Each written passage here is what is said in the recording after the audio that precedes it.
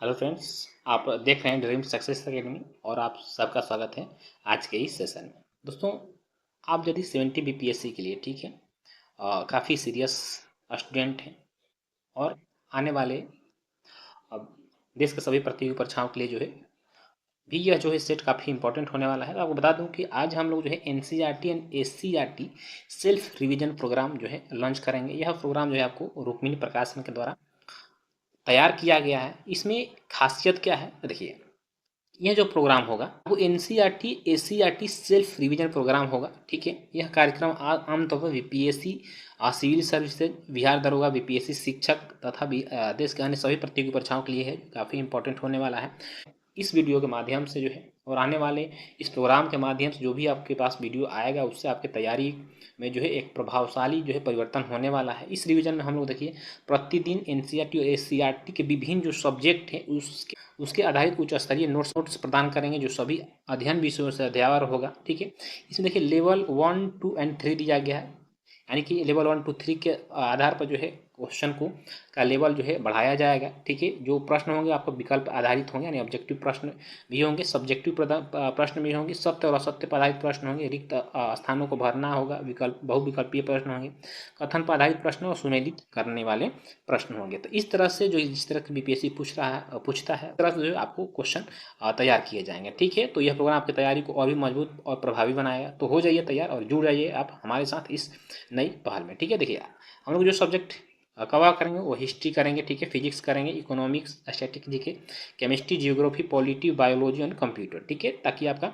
सारे जो है सब्जेक्ट कवर हो जाए। ठीक है, चैनल पहली बार है तो चैनल को सब्सक्राइब करके बेल आइकन जरूर प्रेस करिए ताकि इस तरह का वीडियो आपको मिलता रहे। ठीक है, देखिए हम लोग पहले क्या करेंगे, जो सब्जेक्ट है, ठीक है, जैसे कि हम आधुनिक भारत आज के वीडियो में कवर करें। आधुनिक भारत के जो इम्पोर्टेंट टॉपिक है, यानी कि जहाँ से प्रश्न निकल कर आते हैं उसको पहले पढ़ लेंगे। ठीक है, देखिए इसको पढ़ लेंगे, इसके पढ़ने के बाद जो है इस पे आधारित जो आपको क्वेश्चन बनेंगे, आप यहाँ देख रहे हो, यहाँ पे क्वेश्चन है, क्वेश्चन को करेंगे। ठीक है, यानी इसका फिर हम लोग सॉल्व पेपर हल करेंगे। ठीक है, जिसमें कि आपको 40 प्रश्न दिए रहेंगे। तो इस तरह से दोस्तों सबसे पहले हम लोग जो है थ्योरी पढ़ लेंगे। ठीक है, इसके बाद जो है आपको थ्योरी के बाद ठीक है प्रैक्टिस सेट के रूप में, इससे क्या होगा कि आप अच्छे से उसके बारे में जान भी लीजिएगा और आपकी तैयारी जो है और भी मजबूत हो जाएगी। ठीक है, तो चलिए स्टार्ट करते हैं आज का। आधुनिक भारत का एक बहुत ही इंपॉर्टेंट टॉपिक है सामाजिक सुधार एवं धार्मिक सुधार। ठीक है, ठीक है, सामाजिक सुधार और धार्मिक आंदोलन से जो प्रश्न आपको सारे एग्जामों में बनते हैं। देखिए सामाजिक कुप्रथा यानी जो सोशल इविल्स थी, यह काफ़ी चरमोत्कर्ष पे थी हमारे समाज में। उसमें से एक जो है आपको सती प्रथा थी। ठीक है, तो सती प्रथा के बारे में जानते हैं। देखिए सती प्रथा से क्वेश्चन जो है आपको एग्जाम में देखने को हर बार मिलता है। देखिए सती प्रथा का सबसे पहले देखिए उल्लेख जो है ना, यह हमारे एरण जो अभिलेख है, एरण अभिलेख से मिलता है। ठीक है, एरण अभिलेख वो भानुगुप्त के द्वारा लिखवाया गया था। ठीक है, इसमें भारत में सती प्रथा का प्रथम उल्लेख मिलता है। तो कोई पूछे कि सती प्रथा होने का जो प्रमाण लिखता क्या है, तो याद रखिएगा यह है कि एरण अभिलेख से हमें यह प्राप्त होता है, यानी उसमें लिखा गया है कि भारत में जो है सती प्रथा थी। ठीक है, चलिए यहाँ से क्वेश्चन ये भी बनता है कि एरण अभिलेख को किसने लिखवाया, तो याद रखिए एरण अभिलेख को भानुगुप्त के द्वारा जो है लिखवाया गया था। ठीक है, चलिए राजा राममोहन राय के प्रयासों से लॉर्ड विलियम बेंटिंग ने 1829 ईस्वी में नियम 17 के अंतर्गत सती प्रथा पर रोक लगा दिया। तो ये क्वेश्चन बनता है कि सती प्रथा को खत्म किस गवर्नर जनरल ने किया था, तो याद रखिए लॉर्ड विलियम बेंटिंग के द्वारा किया गया था। ठीक है, किसके द्वारा, लॉर्ड विलियम बेंटिंग के द्वारा 1829 ईस्वी में किया गया था। ठीक है, राजा राममोहन राय के प्रयास ने, राजा राममोहन राय ने इस फील्ड में काफ़ी अच्छा कार्य किया था और ये जो है विलियम बेंटिंग के साथ मिलकर इस कुप्रथा को समाप्त किया था, जो कि एक बहुत ही समाज में घिनौनी कुप्रथा थी। इसमें जो है जब कोई पुरुष जो है डेथ कर जाता था तो उसका जो वाइफ होती थी, ठीक है, उसको जिंदा जला दिया जाता, जो कि हमारे समाज में एक बहुत ही घिनौनी कुप्रथा कहा जा सकता है। ठीक है, तो देखिए अंग्रेजों ने गलत कामों के साथ साथ कुछ अच्छे कार्य भी किए, जैसे कि समाज में जो आधुनिकता वो लाए, आधुनिकता के साथ साथ जो कुप्रथाएं थी उसको समाप्त किया। तो ये अंग्रेजों के जो है एक अच्छे कार्यों में इसकी जो है गिनती की जाएगी। ठीक है, चलिए देखिए परिणाम में सती प्रथा पर रोक जो है केवल बंगाल में लगाया गया था। ठीक है, देखिए जैसे कि हमारा भारत है उसमें 3 प्रेसिडेंसियाँ थी। एक तो आपको यहाँ पर मुंबई प्रेसिडेंसी थी, यहाँ पर बंगाल प्रेसिडेंसी थी और यहाँ पे मद्रास प्रेसिडेंसी थी। तो यह शुरू में सिर्फ कहाँ, सिर्फ बंगाल प्रेसिडेंसी में लागू किया गया था। ठीक है, फिर यह जो है आपको 1830 ईस्वी में बम्बई प्रेसिडेंसी में और फिर चेन्नई यानी कि मद्रास प्रेसिडेंसी में भी इसे लागू कर दिया गया था। ठीक है, चलिए इस नियम को लागू करने वाला करवाने में राजा राममोहन राय का जो है अहम योगदान था। देखिए राजा राधाकांत देव ने 1830 ईस्वी में धर्म सभा की स्थापना करके सती प्रथा का समर्थन किया था। ठीक है, देखिए धर्म सभा की स्थापना आता है। देखिए जो क्वेश्चन बनेंगे मैं बता दूं क्वेश्चन किस तरह से बनते हैं और क्या बन सकते हैं। तो यहाँ से आपका क्वेश्चन ये बनेगा कि धर्म सभा की स्थापना किसने किया था। तो याद रखिए राधाकांत देव के द्वारा धर्म सभा की स्थापना किया गया था। कब? सन 1830 ईस्वी में। ठीक है, चलिए देखिए सती प्रथा का समर्थन किया गया था इनके द्वारा। वहीं जो है यहाँ पे महत्वपूर्ण टॉपिक दे दिया गया है कि चलिए इसको भी सशद निगाह से देखते हैं। सर्वप्रथम एरण विधेयक में भारत सती प्रथा का उल्लेख मिलता है। कश्मीर के शासक सिकंदर ने 15वीं शताब्दी में सती प्रथा पर रोक लगाया था। इससे पहले जब 15वीं शताब्दी में कश्मीर के जो राजा थे सिकंदर, उन्होंने भी सती प्रथा पर रोक लगाया था। अल्बुकर्क ने 1510 ईस्वी में गोवा में इस प्रथा को बंद करवाया था। अल्बुकर्क कौन था? अल्बुकर्क जो है यह एक पुर्तगाली गवर्नर जनरल था। वही जो 1510 में गोवा में जो सती प्रथा थी उसको बंद करवा दिया था। ठीक है, बाकी राजा राममोहन राय को सती प्रथा को बंद कराने में अहम योगदान था। इनके प्रयासों के फलस्वरूप लॉर्ड विलियम ने 1829 में यह जो नियम 17 के तहत इसको प्रतिबंधित करवाया था। ठीक है, चलिए आगे सती प्रथा को आशा करता हूँ सती प्रथा जो है आपको अच्छे से समझ में आ गया होगा और आपको इसके बारे में जो विभिन्न पहलुआं थी वो भी जानकारी हो गई होगी। ठीक है, चलिए अगला इसमें एक और कुप्रथा जो सामाजिक कुप्रथा यह थी ठगी प्रथा। उसमें जो काफी ठगी की प्रथा प्रचलित थी, तो इसको भी लॉर्ड विलियम बेंटिक के समय जो है ठगों का दमन कर दिया गया था। यानी लॉर्ड विलियम बेंटिक के समय सती प्रथा और ठगी प्रथा को समाप्त किया गया था।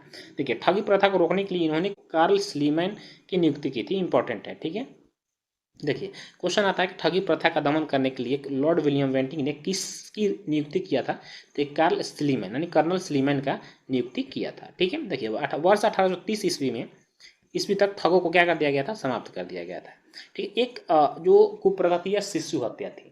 ठीक है, जब बच्चियां जन्म लेती थी उस समय ही इनको जो है गर्भ में ही मार दिया जाता था, जो कि ये समस्या अभी भी समाज में बरकरार है, किंतु जिस मात्रा में पहले पर्याप्त थी, ठीक है, उस मात्रा में अब नहीं है। और इसके प्रति सरकार के द्वारा जो है अच्छा कदम भी उठाए गए हैं। ठीक है, इसलिए जो है यह कंट्रोल है। तो देखिए शिशु हत्या गवर्नर जनरल जॉन शोर, कौन?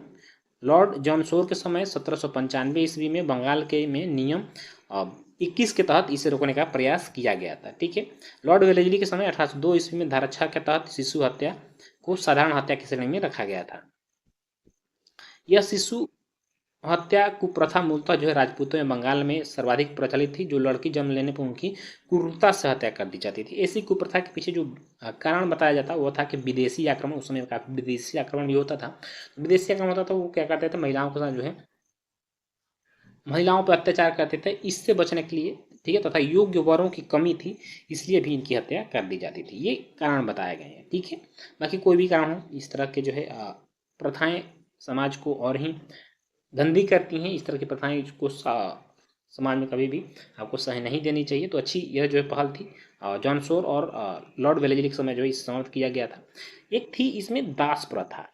ठीक है, दूसरी जो सामाजिक कुप्रथा थी वह दास प्रथा थी। जैसे कि भारत के प्राचीन ग्रंथ कौन सा है? मनुस्मृति में भी दास प्रथा का उल्लेख किया गया है। ठीक है, जो मनुस्मृति उसमें दास प्रथा का भी उल्लेख मिलता है आपको। भारत में देखिए ब्रिटिश शासन के समय 1843 ईस्वी में इस प्रथा को समाप्त करने के लिए एक अधिनियम पारित किया गया था। कब? सन 1843 ईस्वी में।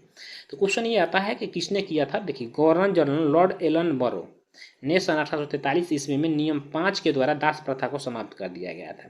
तो याद रखिएगा दास प्रथा को किसने समाप्त किया था? एलन बरो ने 1843 ईस्वी में किया था। ठीक है, चलिए भारतीय समाज के प्रचलित दास प्रथा गुलामी प्रथा। ठीक है, कहने का मतलब कि किसी व्यक्ति को कुछ पैसे देकर जो है उसे जिंदगी भर के लिए खरीद लिया जाता था और उसको गुलाम बना लिया जाता था। इसे हम दास प्रथा कहते हैं। ठीक है, उसे अब जो खरीदा था उसको अपने सुविधा अनुसार वह जो है विदेशों में बेच सकता था या अपने यहाँ यह जिंदगी भर जो है गुलामी कराता था।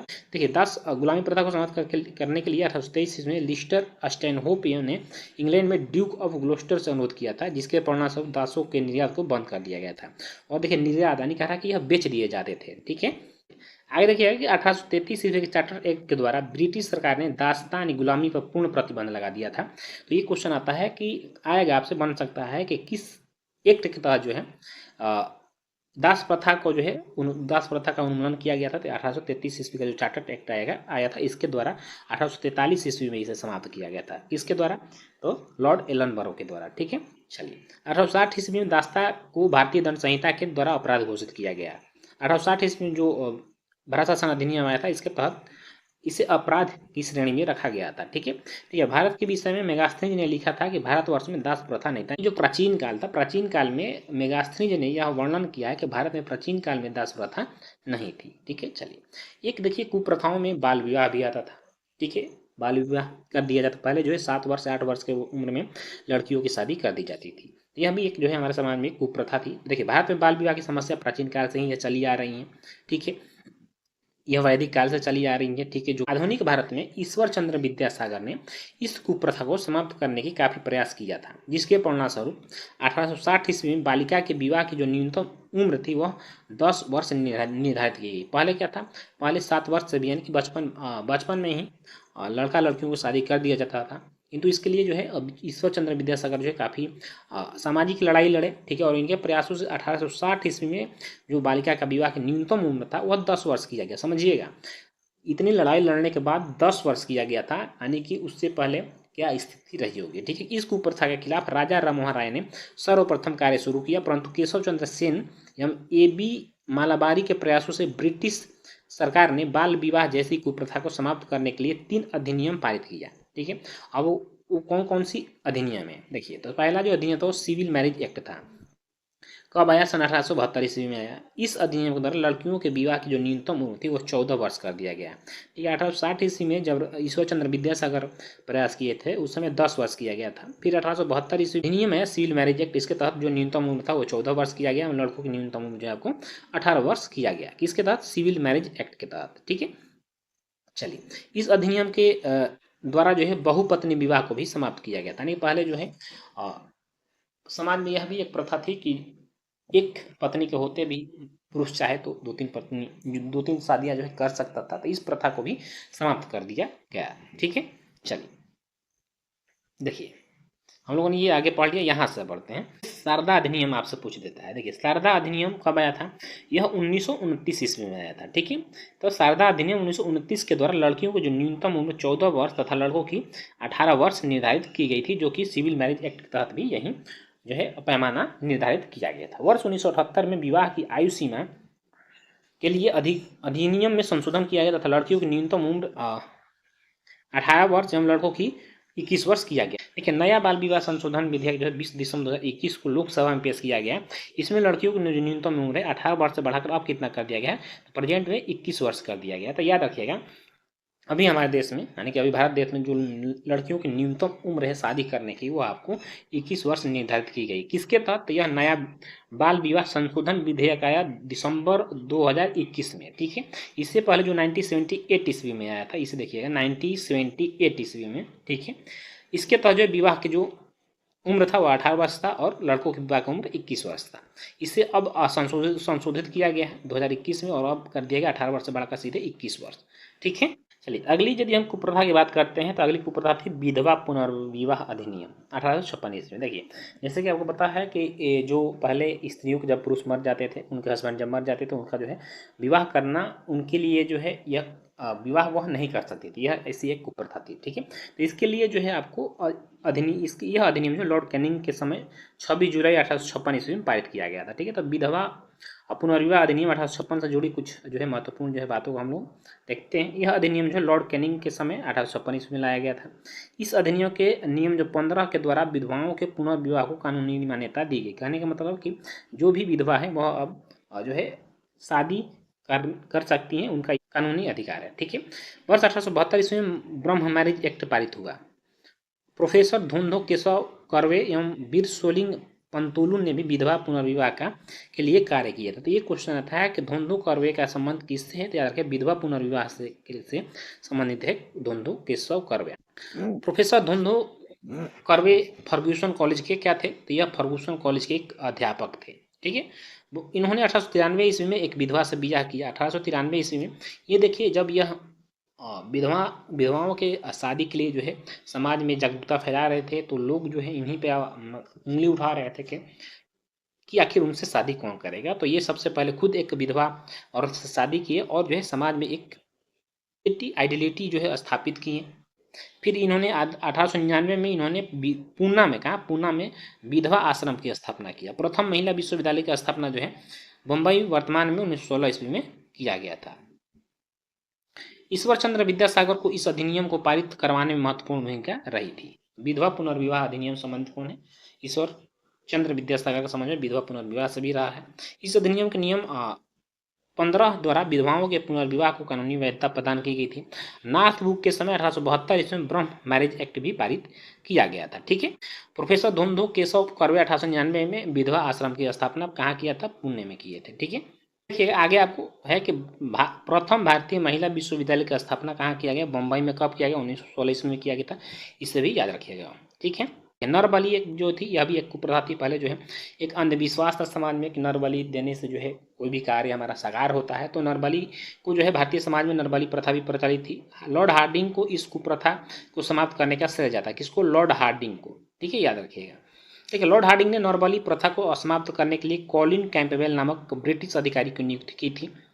1844-45 ईस्वी तक इस नरबली प्रथा को क्या कर दिया गया? समाप्त कर दिया गया था। ठीक है। देखिए अगला आपको हो जाए महिला शिक्षा। महिला शिक्षा भी एक हमारे समाज में बहुत ही बड़ी कुप्रथा थी, क्योंकि महिलाओं को लोग पढ़ाना नहीं चाहते थे। ठीक है। तो भारतीय समाज में महिलाओं की दयनीय स्थिति को मद्देनजर सर्वप्रथम 1819 ईस्वी में ईसाई मिशनरियों ने कलकत्ता में तरुण स्त्री सभा की स्थापना की। यानी कि स्त्रियों की जो दयनीय स्थिति देखते हुए मिशनरी जो भी थी, ईसाई मिशनरियाँ थी, उन्होंने कलकत्ता में एक तरुण स्त्री सभा की स्थापना किया था। ठीक है। महिला शिक्षा को प्रोत्साहित करना जो इनका मुख्य उद्देश्य था। करने के लिए सर्वाधिक प्रयास ईश्वर चंद्र विद्यासागर के द्वारा भी किया गया था। जेडी बेथुन ने 1849 ईस्वी में कलकत्ता में एक लड़कियों के लिए बालिका विद्यालय की स्थापना किया था। ईश्वर चंद्र विद्यासागर ने बंगाल में 35 बालिका विद्यालय की स्थापना किया था। 1854 ईस्वी में गठित शिक्षा आयोग चार्ल्स वुड डिस्पैच में स्त्री शिक्षा पर भी काफ़ी जोर दिया गया था। ये देखिए जो लाइन है काफ़ी इंपॉर्टेंट लाइन है। क्वेश्चन आता है कि चार्ल्स वुड डिस्पैच, ठीक है, किससे संबंधित है? तो ये आपको शिक्षा से संबंधित है। इस जो है एक्ट जो यह आयोग था, इसमें जो है जो महिला शिक्षा था इसमें भी काफ़ी जोर दिया गया था, और यह 1854 ईस्वी में आया था। ठीक है। चलिए 1926 ईस्वी में महिलाओं के उत्थान के लिए अखिल भारतीय महिला संघ की स्थापना किया गया था। वर्तमान परिदृश्य को देखा जाए तो 1926 ईस्वी में जो है भारत के द्वारा महिलाओं के उत्थान के लिए जो है भारतीय महिला संघ की स्थापना की गई है। 42वें संविधान संशोधन सन 1976 द्वारा शिक्षा को समवर्ती सूची में शामिल किया गया। तो ये क्वेश्चन आता है कि जो शिक्षा या किस सूची का जो सब्जेक्ट है तैयार किया जो है आपको सब्जेक्ट जो है यह समवर्ती सूची का सब्जेक्ट है शिक्षा, यानी कि इसे जो है राज्य और केंद्र दोनों जो है इसमें अपना कानून बना सकती है। देखिए राष्ट्रीय शिक्षा नीति 1986 में लड़कियों की शिक्षा पर विशेष नीति बनाई गई थी। राष्ट्रीय शिक्षा नीति 2002 में जो है लेटेस्ट जो शिक्षा नीति है हमारे देश में, वह राष्ट्रीय शिक्षा नीति 2020 है। में विशेष रूप से लड़कियों और ट्रांसजेंडर छात्रों को बराबर गुणवत्तापूर्ण शिक्षा प्रदान करने के लिए एक जेंडर इंक्लूजन फंड GIF बनाने का प्रावधान भी किया गया है। ठीक है। देखिए ताकि सभी लड़कियां के साथ साथ जो ट्रांसजेंडर छात्र हैं उनके लिए बराबर गुणवत्ता वाली शिक्षा प्रदान की जाए, और इससे जो है राष्ट्र की क्षमता का निर्माण किया जा सके। ठीक है। चलिए आगे हम देखते हैं ब्रिटिशों द्वारा बनाए गए कानून अधिनियम। ठीक है। देखिए यानी ब्रिटिशों ने कौन कौन से जो है अधिनियम बनाए। देखिए शिशु कन्या हत्या जो कन्या हत्या था, ठीक है, शिशु कन्या हत्या पर जो कानून है 1795 में जॉन स्टोक के द्वारा बनाया गया था। बाल हत्या निरोधक कानून 1802 इसमें लॉर्ड वेलेस्ली के द्वारा बनाया गया था। सती प्रथा कानून 1829 ईस्वी में लॉर्ड विलियम बेंटिक के द्वारा बनाया गया था। ठीक है। विधवा पुनर्विवाह अधिनियम कब हुआ लागू हुआ? 1856 ईस्वी में लॉर्ड डलहौजी के द्वारा लागू किया गया था। काफी इंपॉर्टेंट है, इसे जरूर आप नोट डाउन करिएगा, याद कर लीजिए। ठीक है। सम्मति आयोग अधिनियम 1891 इसमें लॉर्ड लेंसडाउन के समय आया। शारदा अधिनियम 1929 ईस्वी में आया था। उस समय जो भारत के वायसराय थे वो लॉर्ड इरविन थे। हिंदू महिला संपत्ति अधिनियम 1937 में लॉर्ड ऑकलैंड के समय में आया था। ठीक है। उसी तरह से दास प्रथा का जो उन्मूलन 1943 ईस्वी में, ये 1843 कर लीजिएगा, 1943 में 1843 ईस्वी में लॉर्ड एलन बरो के द्वारा किया गया था। ठीक है। अब देखिए मुस्लिमों की धार्मिक एवं सामाजिक आंदोलन। ठीक है। यदि हम सामाजिक आंदोलन और धार्मिक आंदोलन की बात करते हैं उसमें मुस्लिम संप्रदायों के लिए भी जो है सामाजिक परिवर्तन किए गए, वो भी काफ़ी इंपॉर्टेंट हो जाता है। तो उसमें देखिए दार उल उलूम, ठीक है, दारुल उलूम संस्था यह इसकी स्थापना जो है मौलाना मोहम्मद अहमद के द्वारा किया गया था 1866 ईस्वी में, जिसे हम यह देवबंद में जो है इस संस्था का स्थापना किया गया है। नवदा उल उलेमा इसका जो है स्थापना लखनऊ में किया है मौलाना सिबली के द्वारा 1894 ईस्वी में किया गया था। कादियानी, ठीक है, की स्थापना पंजाब में की गई 19वीं सदी में। ये जो मोहम्मद एजुकेशन कॉन्फ्रेंस अलीगढ़ में इसकी स्थापना किया गया सर सैयद अहमद खान के द्वारा सन 1886 ईस्वी में। ठीक है दोस्तों, इस तरह से जो आज का हमारा टॉपिक था, ठीक है, वह समाप्त होता है। देखिए अब इस पे आधारित आपको जो है प्रश्न कराए जाएंगे। इसमें देखिए प्रश्नों की संख्या जो है 40 हो जाए है। ठीक है, ये आप अच्छे से पढ़ लीजिएगा। इसका जो है अगला जो मैं वीडियो लाऊंगा उसमें इसका प्रैक्टिस सेट करा दूंगा। ठीक है, इसमें आपको 40 प्रश्न दिए गए हैं, जिसमें देखिए लेवल 1 दिया गया है जो ऑब्जेक्टिव टाइप का है। ठीक है, लेवल 2 दिया गया है, देखिए यहाँ पे लेवल 2 में जो है आपको ये रिक्त स्थानों को भरना। इसी तरह से लेवल 3 यानी कि बीपीएससी क्वेश्चन पूछता है, उस तरह से जो क्वेश्चन को सेट किया गया। तो इसको जो है मैं अगले वीडियो में इसका प्रैक्टिस सेट करा दूंगा, क्योंकि यह जो वीडियो है काफ़ी लंबा हो जाएगा। तो आज का सेशन आपको कैसा लगा कमेंट कर जरूर बताइएगा। यदि अच्छा लगा तो अपने दोस्तों में शेयर करिएगा, और चैनल पहली बार है तो चैनल को सब्सक्राइब जरूर करिएगा, ताकि इस तरह का वीडियो आपको डेली, जब तक का बीपीएससी का एग्जाम नहीं हो रहा है, तब तक जो है वो मेरी कोशिश रहेगी आप लोगों को जो है मैं अवेलेबल कराऊँ और इसका प्रैक्टिस सेट भी कराऊँ। ठीक है, तो चलिए फिर मिलेंगे इसके नेक्स्ट एपिसोड में। जय हिंद, वंदे मातरम।